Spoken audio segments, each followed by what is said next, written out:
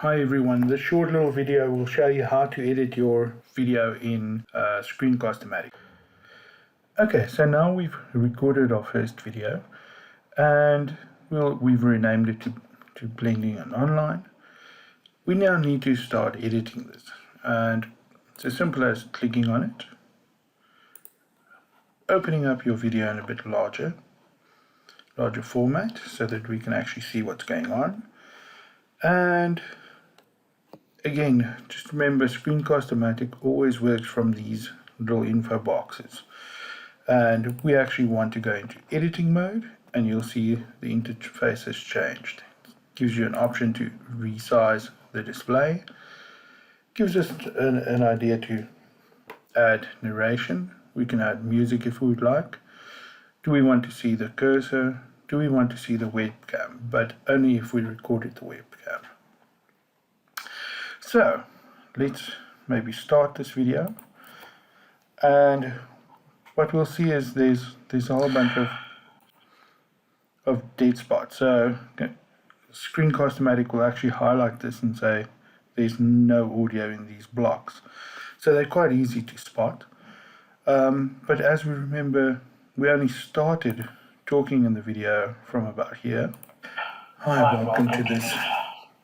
So here we can do the first function, and that would be to cut. But before we get to that, let me just give you an overview. So anything that we would want to change on the video, be it to cut a piece or to enhance the audio, the best place to do that, and the only space, is in your tools.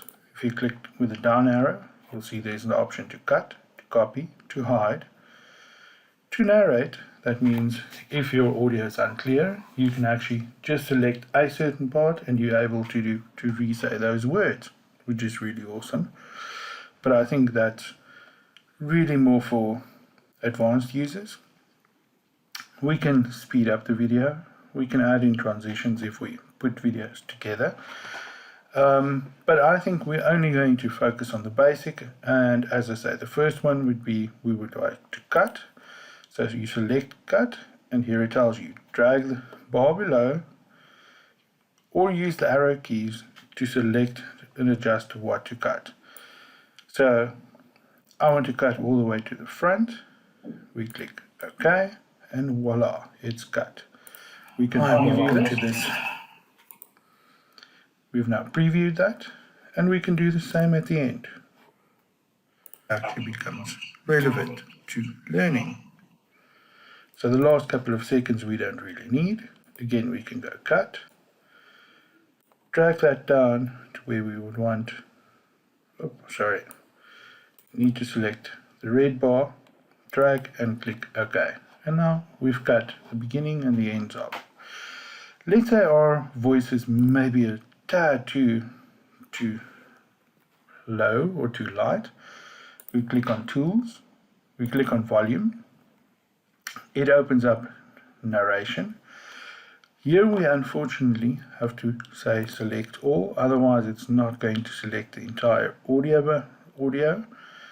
And then it's as simple as going back and looking for the volume, click narration and click up. And as you'll see, the volume peaks are getting higher.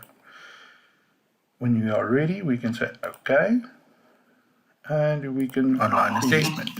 So maybe let's start, and there we'll hear that audio is a lot more crisper, it's a lot more clearer. Just bear in mind there comes a certain point where that distorts, so always just listen and re-listen. So we've covered cut, we've covered volume, and I think those are the two main functions that we would use. As I say, the rest is more for higher grade. But I think for the basics, what we would want to do, this should be enough to cover you. Now we are done. Now it's as simple as clicking done. It takes us back to this first landing page. We can see our video. And now we actually want to create the video, because at this moment we still don't have a video on our computer. So now you're going to click on the Save As Video file. It's going to take you through to video file, select publish options. Type we want an MP4. MP4 is the most versatile and easiest to share. We want to call it blended and online. We can rename it afterwards. Now we just need to select a folder. I tend to use one folder and one folder always. And if I go to this PC, I generally use my video file. Folder name, we click OK. It's now selected to our videos folder. Yes, we would like to show our cursor in this video. We can click it and say no cursor or just the cursor. We can add in captions, but then you would actually need a full-on script.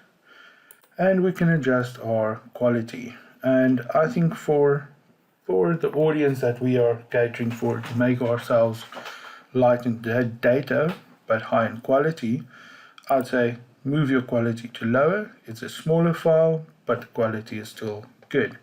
Then it's as simple as clicking publish, and then the waiting game starts. Luckily, this is a very short video, so that will be a very quick publish. Here it'll say you'll see the video name .mp4 and a tick. Now we can either play the video, look for the folder on for the file on our folder structure, and I think that's exactly what we'll do. Click that and it takes you through to the video. And again, as I say, this is a very tiny video, and it's 1.94 megabyte. It's a bit smaller than most songs. So a video at this quality,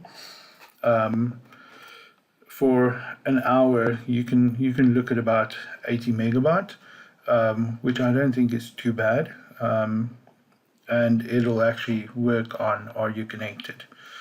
But then it's as simple as just loading up, which would be our next video.